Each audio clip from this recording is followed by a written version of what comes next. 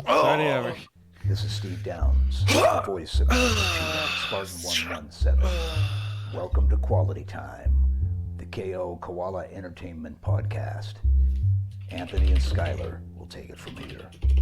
Master Chief, out.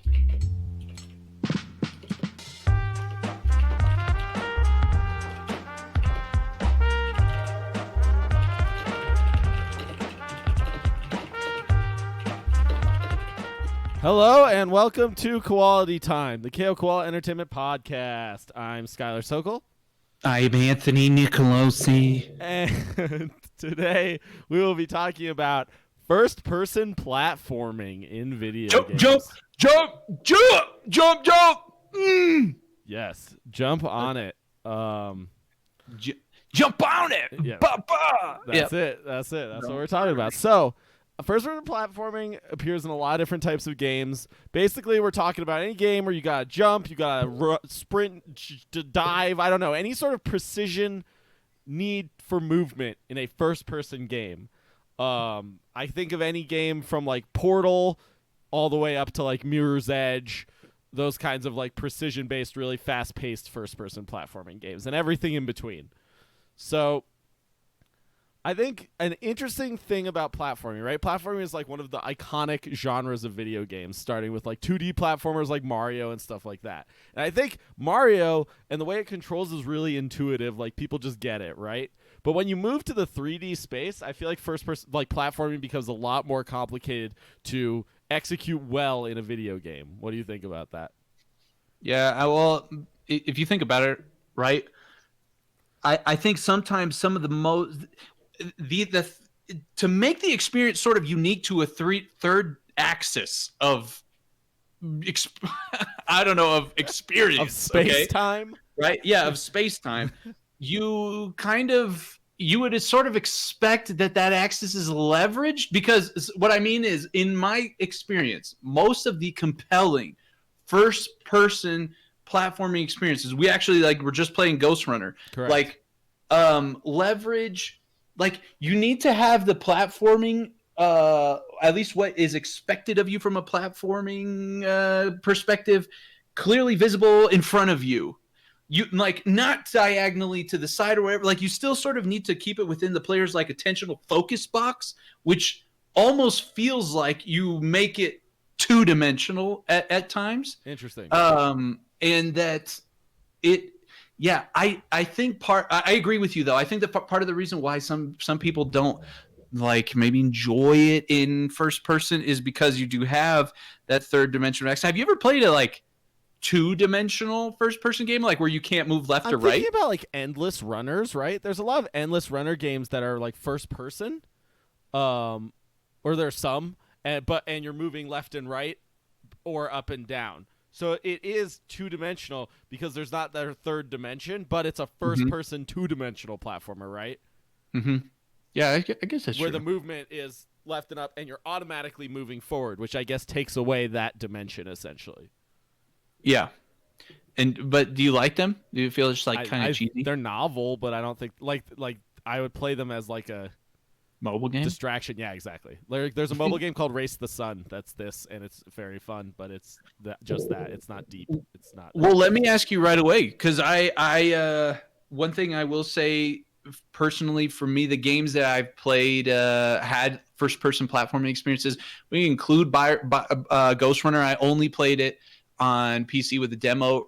I played the demo for it on PC. I ended up playing with this weird combination of my left hand was with the controller and my right hand was with the mouse. Yeah. Because I'm going to say I didn't like the controls on controller. It's not necessarily the game's fault. I think it feels like it was made, right? And it sounds like you agree, made for keyboard and mouse. I right? just think, as we've discussed many times, controllers are insufficient for really precise movement in games where it requires you to both move and look very quickly at different areas, right? It's just controllers are not made for that kind of game, and Ghostrunner is that kind of game. And I think a lot of first-person platformers are that kind of game too.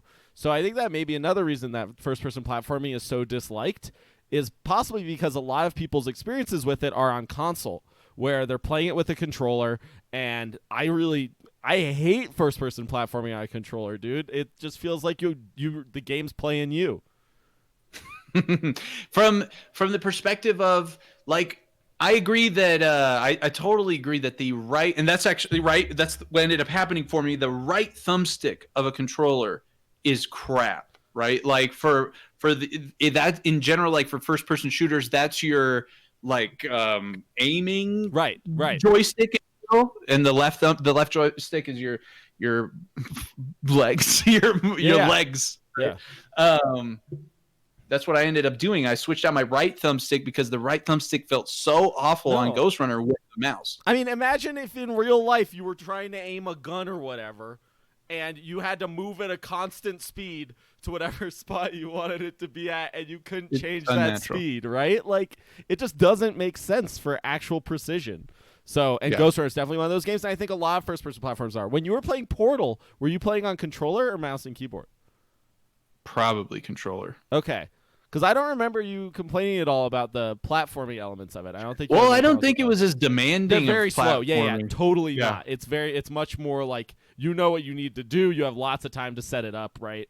So yeah. So like for example, playing. So the platforming experiences I have had going into this conversation, I was thinking Doom and Destiny 2 were the two that came to mind. I also think Halo 5, like especially in multiplayer, has platforming elements for sure. So I guess you could say that Halo, all of the Halos have always had this like jump meta to them in multiplayer, where you're pulling off these like weird ass jumps with crouch jumping into some weird crevice up there, then hopping over. So I guess that's an element of platforming. Now, an interesting thing about especially the old Halos, and it's a point of argument in the community over the clamber mechanic that was introduced in Halo 5. And this actually sort of addresses the right thumbstick issue we just talked about, that in the old Halos, you would be like in a gunfight, and then you would be processing this like jump backwards, then crouch jump, and feel yourself like hit that geometry and then spring forward on another jump. That's all left hand. You know what I'm talking? You know what I mean? Totally. And the right hand is just in Halo. Halo is not outside of the sniper. Halo is a long time to kill. You're trying to keep your reticle on something for a long time. It's not a twitchy you know what I mean? You're not trying to just aim for the head and then go aim somewhere for someone else's head. That actually turned into this whole notion of leveraging crouch jumping to get into spaces and whatever. I don't know, that turned into a meta game in Halo 5 where you had clamber and you could save yourself a second and not have to reorient yourself on that axis when you just crouch jumped instead of clambered. Anyway, so for Halo, that's an interesting point. I guess that I'm realizing is that the fun of those jumps again comes from the left hand. The left hand experience, the WASD experience. And then the question comes, right? Then is it really a 3D platformer? Or are you really just playing like more of a like linear 2D platformer in a way? You know what I mean? Yeah, I mean, I'll say you make the kinds of jumps you make are definitely in 3 dimensions. Right. But it is true they have eliminated there are some jumps where you technically do need to be looking at a certain angle for your fucked up hitbox to get into a space. Mm-hmm. But generally speaking, I would say that's not the case. Right. Whereas in Ghostrunner, like you have to look to do a grapple hook or to kill a guy. If you're not looking in the right direction, you won't be able to dodge the bullet. Right. Like I think Ghostrunner, honestly, since Mirror's Edge, I've never played a game that felt so like perfect execution of what I consider to be good, like fast-paced first-person platforming. Mirror's Edge did it great, and Mirror's Edge was a very linear experience. And like you were saying, one thing in 3D platforming that can be hard is like knowing where you're supposed to go, kind of what's in your space. And Mirror's Edge did a great job because it highlighted like the elements of the area you could interact with. So like you could turn that off, obviously, for layer playthroughs, but it was really nice to give the player just that sense of like, oh, this is where I need to do my platforming. But yeah, and Ghostrunner does sort of similar things. Like different objects are clearly meant to be platformed with and not. And as you play, you like absorb like what their visual style is for that. I thought they did a good of the levels I played. It never was confusing what I needed to do. Yeah. I guess. And some layer levels get really complicated, and it still feels relatively like good. In that sense, like that you do know what's going on. especially because in a lot of them where they're pretty complicated, you start at a vantage point where you can see like the majority of the whole area. So even if once you get in the area, it can be a little confusing, you have an opportunity to like take it in and formulate a plan before you just dive in and just like have no idea what's going on. Right. Another thing that I thought, this is interesting because I'm almost done with Doom. I still have not played the One day final we'll boss. do a Doom podcast if Anthony ever finishes the game. I will one of these days. And the platforming experiences, this is Doom 2016 I'm talking about, were some of the lower points of my enjoyment of Doom so far. I think they're pretty mediocre in Doom 2016. And I think part of the reason why I don't like them is because they're too puzzly, maybe is the question. Like, and this is what I was kind of saying before. I felt like in Doom there were lots of cases where it was like, oh, that's where I need to go. It's not clearly obvious for that reason I felt just like cheated, not like the gameplay solved the puzzle. Right. The design wasn't about executing precise platforming. It was about locating where you need to go. And it was like a puzzle of figuring out where you needed to go, and then potentially, depending on there were very few jumps that were actually like timing based or anything like that. Though there were a little bit when you're climbing that big thing. That's like the only time I remember where there were like timing based jumps though. And those, honestly, that area was one of my least favorite areas because it was so confusing. Yeah, I agree. Well, actually, you know what? That brings up a mechanic conversation that I just really want to have. What are your thoughts on clambering? Okay, because I think that's involved here. I love clambering. I think and I think it's almost necessary for good first-person platformers because it is hard to like make precise jumps when you're not gonna be able to see what's below you, right? If you're looking forward, you have to basically just like know you're on the platform when you stop, right?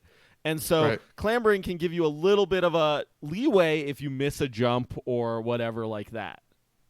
Cool. So I don't disagree on that one. The one thing I don't really like about Doom had it, Ghostrunner had it, Halo 5 does not have it, noticeably. I don't know if Call of Duty does, is the auto clamber. Yeah, I think I don't. So Ghostrunner has some interesting things where like there's definitely like a gravity on the walls where like if you get near it, it'll like suck you to it, so you wall run, and it can be difficult to get off the walls, and also you auto clamber. There were definitely situations where I was trying to execute something where I would like get stuck to a wall, and then my guy would like clamber onto some random thing in the geometry, and I would just be like, where the fuck did I just go? and like not, and then just fall in a pit, right? So but at the same time, that game is so fast that I don't think I would have time to like decide that I actually want to clamber when I did want to clamber. Like, it's nice. The times where I wanted to clamber, auto clamber was great for feeling for me. So I don't think I would want a button-based clamber, but I wouldn't mind if it was like toggleable, you know? Yeah, I would have been interested to see toggle. I can see potentially what you're saying, that at a certain point that game gets so fast that you don't want to have to manage that. Right. It's just less things to have to like keep in your decision matrix, right? Yeah. Again, like in Halo 5, that was a nice thing. I really like that. But that is a very different speed of. It's a totally different kind of game. Right. Exactly. Yeah. And I think in Halo 5 and those kinds of games, it makes a lot of sense, right? To have the button. To have the button. Yeah. Yeah. Imagine being in a multiplayer gunfight and like you just like clamber on a wall. Right. Right. Yeah. Definitely. You don't want to have that experience. Now, there was a point in Ghostrunner in the demo. Again, it's the demo, and they actually did an interesting thing where I think they were like providing some exposition for the story while you did some simple platforming. Yes, so there's an area where you climb the tower. You're doing simple platforming. You lose most of your mechanics. You just can move and jump. This comes back multiple times throughout the game. There are these like puzzly interludes, or like light platforming interludes where they do a lot of exposition, and that's also where you unlock your like extra abilities later. You get a bunch of different, there's like 4 different abilities you get throughout the game. Like the first one is like a blink dash where you like hold down the button, target an area, and you just dash at that area and it slash everything in your way, and you can like go through bullets and all of that. That's cool. And yeah, so those areas are puzzles though. The area to unlock that is like a Tetris based puzzle basically, where you have to step on buttons and move these things into a specific pattern. So that's interesting. It's cool for exposition, but I honestly think it was some of the weakest parts of that game, because the fun thing about first person platforming is like executing crazy platforming, not trying to do like slow precision. That's what I think sucks in first-person platforming. What did you think of it from the perspective of the interest curve? Like, was it nice that you got these, slowdowns? Honestly, not for me. Like, I was hyped to just keep going because the levels get very long. Like, there were levels that took me 40 minutes to beat just one level. And they have like slower paced sections throughout them, right? Where you're just doing some chill platforming. Like, for me, the interest curve, like the dip down to just doing platforming without combat versus doing combat is enough of a difference that I didn't need these like extra interludes. And in fact, in the Steam review I wrote of Ghostrunner, I said, play this game, suffer through the shitty puzzle sections so that because it's worth it because the game is good enough. But yeah, some of those sections just I felt were much weaker than the rest of the game. Interesting. Yeah. Well, what I guess in line with that, what I was thinking is like, man, this is boring. Like, right, totally. They had amazing, very super cool visuals going on right there, and I think that if you cared about the story, that was probably interesting to you too, because you could absorb what was going on. So much. The exposition in that scene was like. Yep. It was so long and so much. It felt like when I played the demo, that part almost convinced me against like buying the game, because I was like, if this is going to happen a lot in this game, I'm going to hate it. Like, I don't want this to happen all the time. This had better be few and far between. And it was. There were not that many sections of it. Not that many. But there were more, right? And I was not excited. Anytime I knew I was going into one of those, I was like, fuck, this is going to be some dumb crap that I have to do. Yeah, I don't know. I'd like be interested to see what others. When you had to go into your platforming station, you always got super pissed off when you had to like do anything that wasn't fighting. Well, exactly. I totally understand why you felt that way. Like I said, I felt the same way. I was like, this is boring. They even took away my dash. Right, like the most fun mechanic you have in the early platforming. Whoa. And I was like, I did a couple of jumps, and I'm like, the fuck's my dash? Did they say that? Nope. That they took my dash? Well, that's garbage design. I'm sorry. Weird. Like, all of a sudden, I went into a room and I don't have a thing. Like, it's because you're like in the cyber world, but they don't really explain that at all. You kind of understand it later, but there's no like explanation. But the AI just has to tell me things are a little different here. You can't whatever you the don't fuck have it's your called, movement abilities. Yeah, like anyway, that was just stupid. Yeah. Thankfully, it was like not. I didn't get really penalized hard for it. It wasn't like there was this one epic jump that if I lost, I had to restart the level, and then I didn't have my dash. So that's one thing that Ghostrunner and I think first-person platformers should do a great job of, which is checkpoint systems. Because first-person platforming can be hard enough to execute that when you finish an area, you should not have to do it again. And those areas should not be that long. Ghostrunner does this great. The areas, like generally any single area to like execute it fully, if you just did it in one try, would not take more than a few minutes, if that.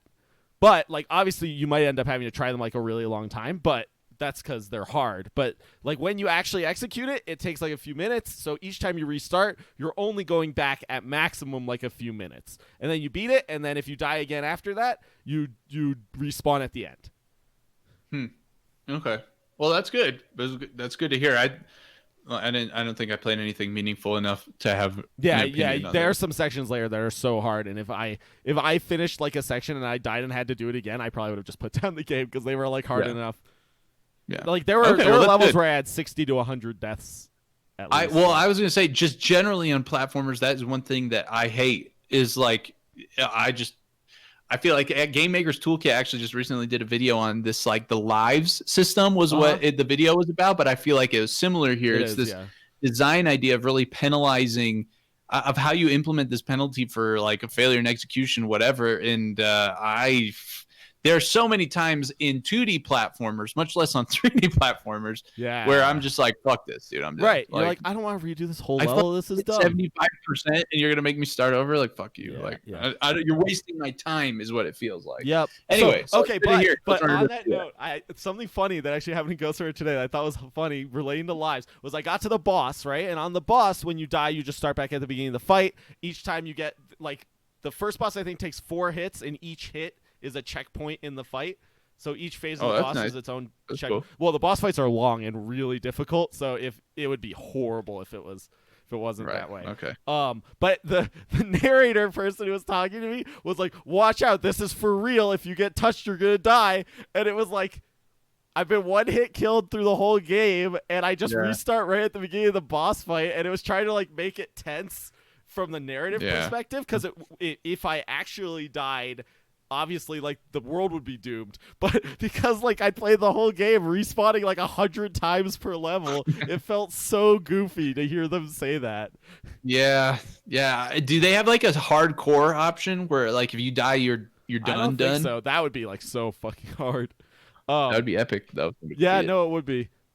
Yeah, it was so funny. I was just like, this is ridiculous. And the funniest part is, actually, I think the dialogue is done really well in this game. This is another narrative thing that with like fast first-person platforms is important. What happens if you die while you're getting exposition? How do they deal with that, right? Yeah. So in Ghostrunner, they go back to the beginning of the sentence, and then they continue from that sentence when you die. But that means if you die at the beginning like 5 times, you'll hear the beginning of the same sentence a bunch, but that's fine. But in that section on the boss, I died like during that sentence where they're like, if you die, it's going to be like permanent or whatever, like 5 times as I just instantly respawned. And I'm like, this is so dumb. You know, one thing I will say, though, is that platforming, a lot of times first-person platforming adds an element of verticality to first-person, which I do appreciate and do like. If nothing else, like Destiny 2 does this a lot. In my opinion, the platforming is very simple, but the platforming will be up some like a scene or something that makes you the experience feel extremely epic. Like, it kind of.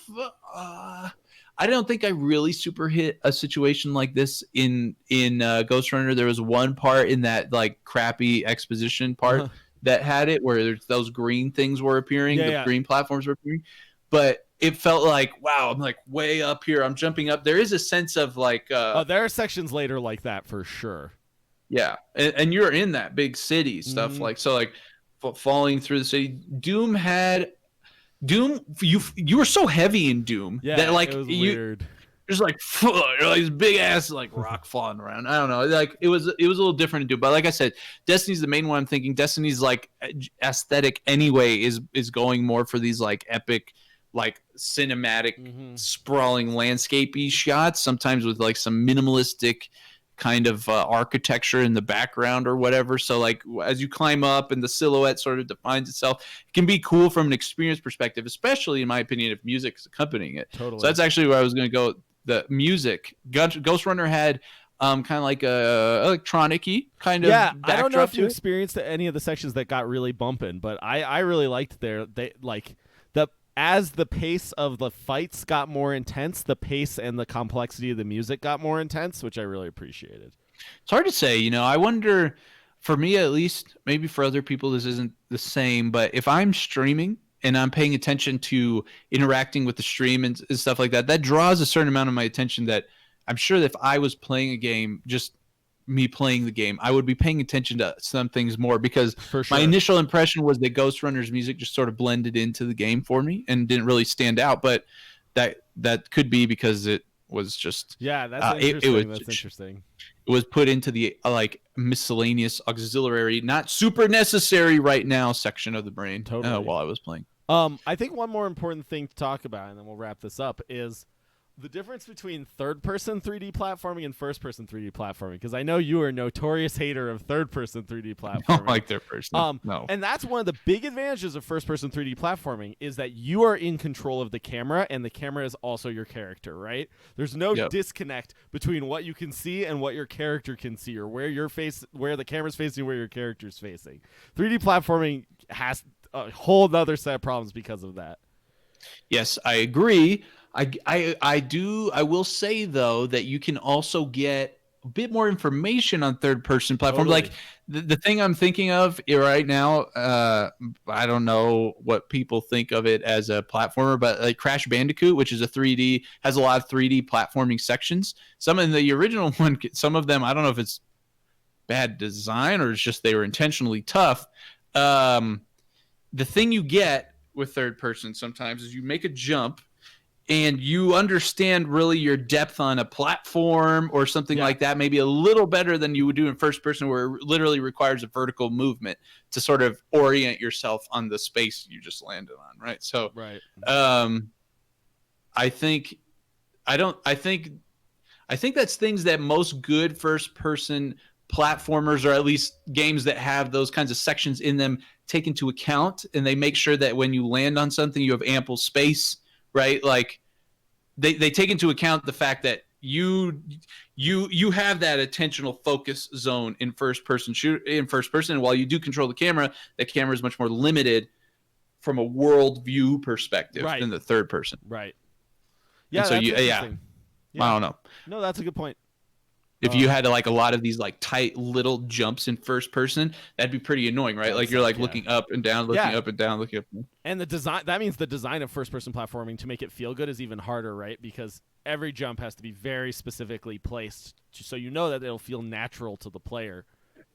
And again, I feel like that's why if you put something to the diagonal, unless you got to do a good job, like for example, like the Ghostrunner example, put a material on that platform that indicates to me this is where I'm going or whatever. Right. If it blends in like it did with Doom, which again we said Doom was intentionally like, puzzly. Here's a green light on this platform. If you're not at the after exact the fact, angle, you're to like, see the green light. I guess so. Like, fuck, dude. I guess that had a green light, if but this other fucker had a blue light. Specific direction, then I could see the green light. Yeah. Yeah. Oh, there's the green light, but yeah, the blue lights and the purple lights, good, nice colors. Those weren't shit, but the green one was, way over there, whatever. Yeah. So, like, it was intentionally puzzly. But that was a good example of like, I don't know where I'm supposed to go, and that's annoying. Like if you had to do Ghostrunner and all the materials were the same color, I could see you'd be so frustrated in certain parts, right? You'd be like, I thought I could wall run. This is why Mirror's Edge did the highlighting thing, right? Because otherwise you're just looking at normal buildings and there's no way to know what you can and can't